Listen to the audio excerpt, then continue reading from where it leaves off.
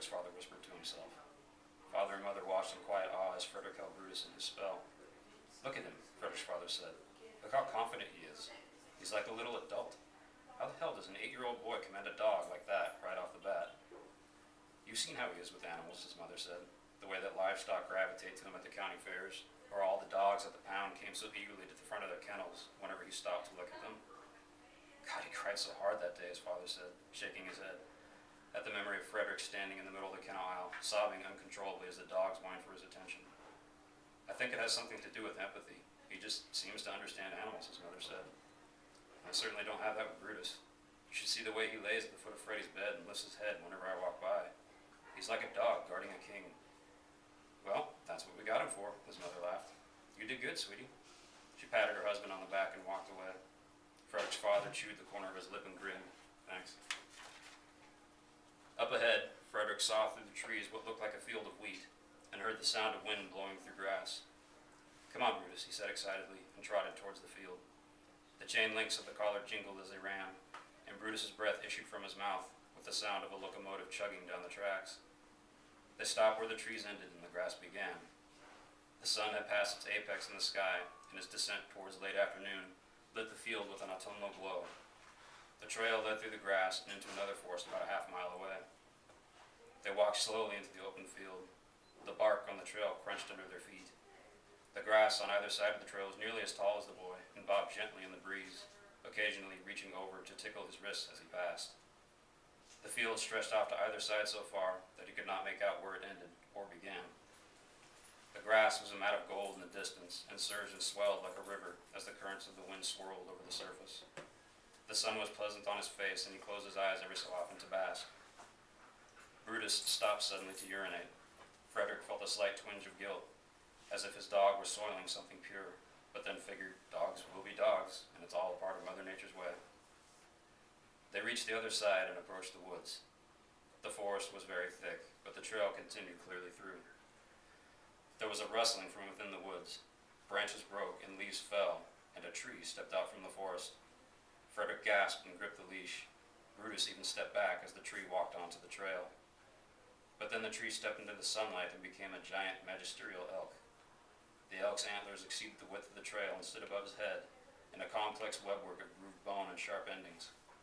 The elk meandered at the edge of the woods, tramping into the tall grass, and inspected the area. Brutus placed himself broadside in front of Frederick as they quietly watched the elk graze. After several moments, Frederick realized he had subconsciously been stroking the back of Brutus's neck. He bent to his dog's ear, keeping his eye on the elk.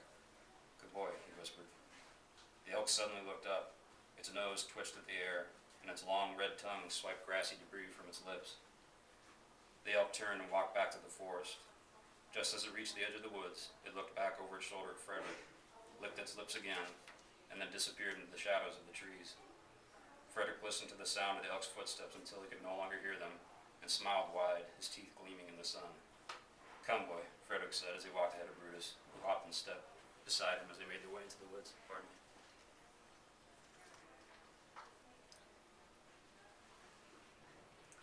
The sunlight cut through the canopy above them in thin blue slivers. Frederick allowed Brutus to walk before him, and the dog sniffed carefully, investigating the integrity of his surroundings for the safety of their passage. The trail was still clearly delineated from the forest, but the undergrowth drooped more heavily in their path as they walked. Frederick had to constantly move the foliage away from his face. The sound of the windswept grass was replaced with the sound of water running over rocks. Frederick batted at a low-hanging fern in his face and saw a hill a few dozen feet ahead.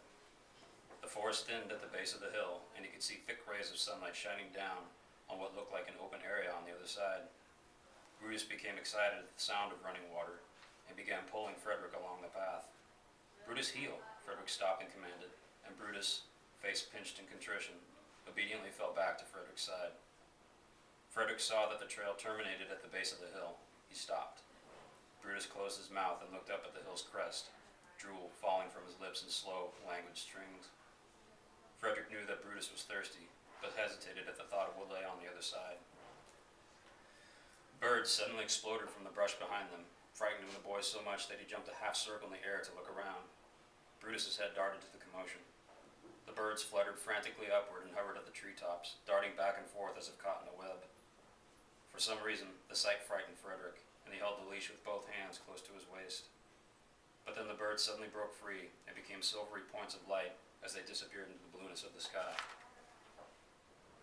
Frederick turned back to the hill, took a deep breath, and then took several determined steps up. But his forward progress was promptly stopped. The leash jerked him back. He staggered and saw that Brutus was rooted to the ground, still watching for the birds up in the trees. "Come on, boy, let's get you a drink." Brutus's head shot around, as if he was startled by the boy's presence, but then quickly ambled up the hill to join him. They reached the top of the hill and looked out over a large, clear pond. The pond was encircled by the forest, and it scintillated with reflected sunlight. Brutus pulled gently on the leash towards a bubbling creek off to the side. The water spilled over a rocky embankment into the pond. A large, moss-covered tree lay across the pond at the base of the waterfall. They walked a gentle descent along the bank. While the dog focused on the water, the boys surveyed their surroundings. A patch of water lilies covered a small corner of the pond on the end opposite the creek. What must have been a frog jumped into the water and sent ripples undulating across the surface. The water lilies jounced and rolled with the disturbance.